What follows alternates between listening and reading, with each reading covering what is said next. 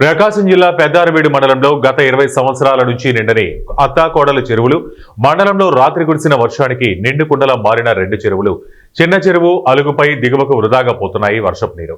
ఆ నీటిని పెద్ద చెరువులో మళ్లించాలని రైతులు కోరుతున్నా ఇరిగేషన్ అధికారులు పట్టించుకోవటం లేదు.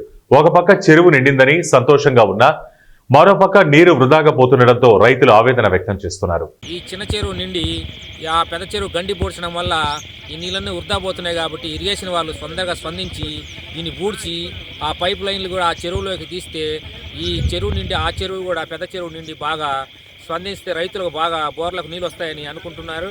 కావున ఇరిగేషన్ వాళ్ళు తొందరగా వచ్చి ఇక్కడ ఈ మరమ్మతులు చేయాలని కోరుకుంటున్నాం.